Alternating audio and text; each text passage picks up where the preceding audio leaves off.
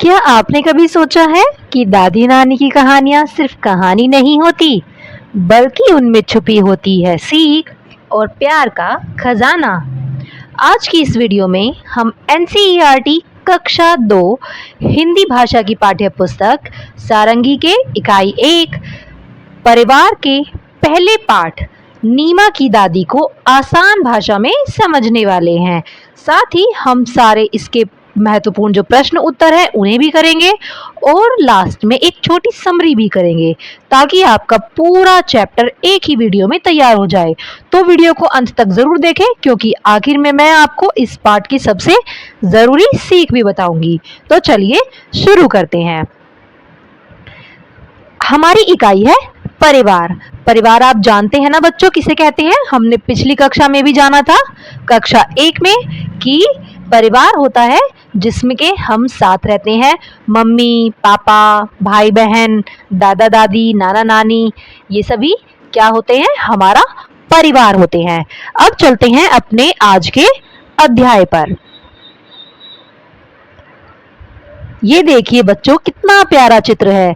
ये सभी परिवार वाले मिलकर आपस में खेल रहे हैं, खाना खा रहे हैं, ये घूम रहे हैं। ठीक है, तो आज की हमारी कहानी है नीमा की दादी, जो है हमारा अध्याय 1। चलो शुरू करते हैं। नीमा दोपहर में 2 बजे स्कूल से लौटती है। इस समय घर पर सिर्फ दादी होती है, वे कहीं नहीं जाती हैं। ये देखिए, ये है नीमा और ये है नीमा की दादी। कभी कभी बैठे बैठे सब्जी काट रही होती है। उनके घुटनों में दर्द रहता है, इसलिए कभी वे अपने घुटनों में तेल मल रही होती हैं। उन्हें नीमा का बहुत इंतजार होता है। ये देखिए, दादी अपने घुटनों में तेल लगा रही है। नीमा रोज खाना खाते खाते स्कूल की बातें सुनाती है। दादी भी उससे खूब बातें करती है। शाम को नीमा खेलने जाती है। एक दिन नीमा खेलने के लिए जाने लगी तो दादी बोली, नीमा थोड़ी देर बैठ जा। क्यों? नीमा पलट कर बोली। मेरा समय नहीं कटता, दादी बोली। नीमा रुकी, फिर दौड़कर दादी की चप्पलें ले आई और बोली, दादी आप भी मेरे साथ खेलने चलिए। खेलने में समय बहुत जल्दी कटता है। मैं 5 बजे खेलने जाती हूँ, पर 10 मिनट में 6 बज जाते हैं। दादी जोर से हंसी। फिर वे दोनों खेल के मैदान की ओर चल पड़े। ये देखिए, ये दोनों जो है खेल के मैदान की ओर चल पड़े और हमारी कहानी यहीं समाप्त होती है। आइए अब इसे एक समरी से, छोटी सी समरी से समझते हैं और फिर करेंगे प्रश्न उत्तर। देखिए, दादी सिर्फ परिवार का हिस्सा नहीं होती, बल्कि वे बच्चों के लिए प्यार, अनुभव और ज्ञान का खजाना होती है। नीमा और उसकी दादी के बीच का रिश्ता हमें यह सिखाता है कि हमें अपने बुजुर्गों का सम्मान करना चाहिए, उनकी बातें ध्यान से सुननी चाहिए और उनसे बहुत कुछ सीखना भी चाहिए। ये पाठ हमें परिवार के महत्व और आपसी प्रेम को समझने में मदद करता है। ये हो गई इस कहानी की सीख। अब समझते हैं एक छोटी सी स्टोरी की तरीके से इस कहानी को। आइए सुनिए ध्यान से। इस कहानी में नीमा नाम की एक छोटी बच्ची है जो रोज स्कूल से घर लौटती है। घर आकर वह देखती है कि उसकी दादी हमेशा घर पर ही रहती है और कहीं बाहर नहीं जाती। वह देखती है कि दादी कभी सब्जियां काटती है, कभी दादी अपने घुटनों में तेल लगाती रहती है क्योंकि उनके घुटनों में दर्द रहता है। एक दिन दादी अपनी पोती नीमा से कहती है कि उनका घर में समय नहीं कटता है, वो बाहर ना जाए।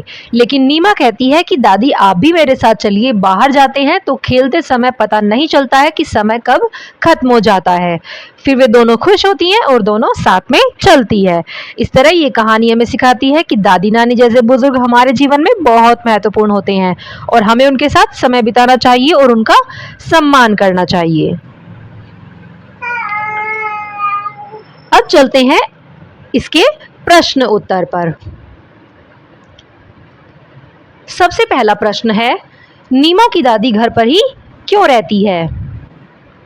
देखिए, नीमा की जो दादी थी उनके घुटनों में दर्द रहता था, इसलिए वह घर पर ही रहती थी। दूसरा प्रश्न है, मैदान में जाकर दादी ने क्या किया होगा?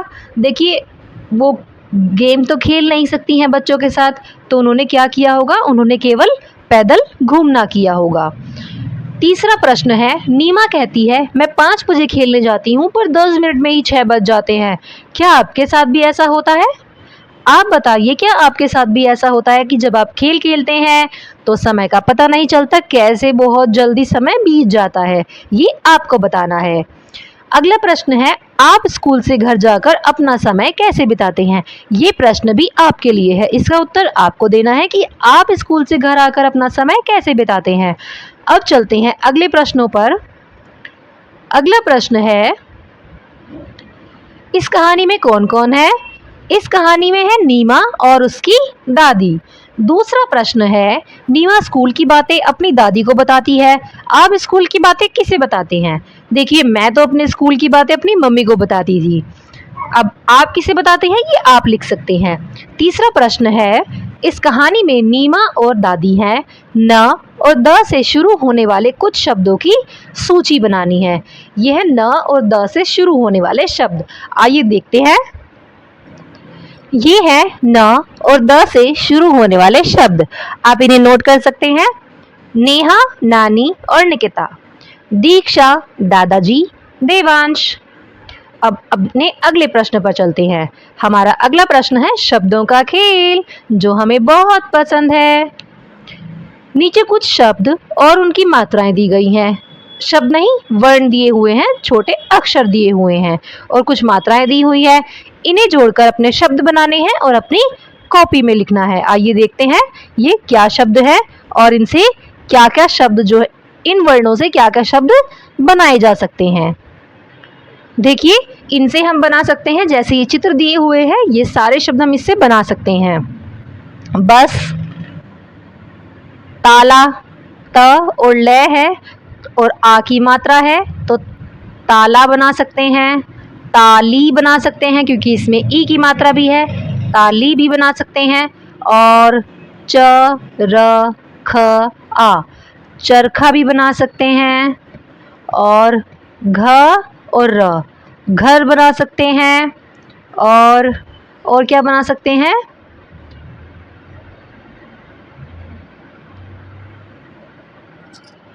और शब्द आप बना के देखिएगा कि और क्या क्या बनाए जा सकते हैं। अब हम चलते हैं अपने अगले प्रश्न पर।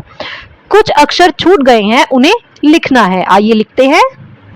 ये हो गए हमारे छोटे हुए शब्द, आप इन्हें नोट कर सकते हैं। अब चलते हैं अपने अगले प्रश्न पर। आइए देखते हैं क्या है। कहानी में इंतजार शब्द आया है। अक्षर के ऊपर लगने वाली बिंदी को अनुस्वार कहते हैं। इंतजार में जैसे ही ई के ऊपर बिंदी लगाई है, इंतजार हो गया। आइए ऐसे ही कुछ अन्य शब्दों को देखते हैं। ये देखिए, शंख पर यहाँ शख लिखा हुआ है, लेकिन अनुस्वार लगने के बाद ये क्या हो गया? शंख। पतंग, पदक पर त के ऊपर अनुस्वार लगने से क्या हो गया? पतंग। बंदर, आइए इसे लिखते हैं। ब के ऊपर लग जाएगा अनुस्वार, ये बन जाएगा बंदर। और मदिर लिखा हुआ है, यहाँ अनुस्वार लगेगा और ये बन जाएगा मंदिर। ये देखिए, यहाँ पे लगा हुआ है अनुस्वार, ठीक है। अब आगे चलते हैं। एक और शब्द है अगूर, यहाँ पर अनुस्वार लगा और ये बन गया अंगूर। अब चलते हैं आगे। आगे कोई प्रश्न नहीं है, यहाँ प्रश्न समाप्त होते हैं। तो बच्चों, हमारा आज का अध्याय जो है समाप्त होता है। अगर आपको वीडियो समझ में आए तो इसे लाइक जरूर करें और ऐसे ही एनसीईआरटी के आसान और फुल एक्सप्लेनेशन वाले के वीडियोस के लिए चैनल को सब्सक्राइब करना बिल्कुल ना भूलें। आप बताइए, आपको अपनी दादी या नानी से क्या सबसे अच्छी बात सीखने को मिली है? मिलते हैं अगले वीडियो में एक और नए चैप्टर के साथ। तब तक के लिए पढ़ते रहिए और सीखते रहिए।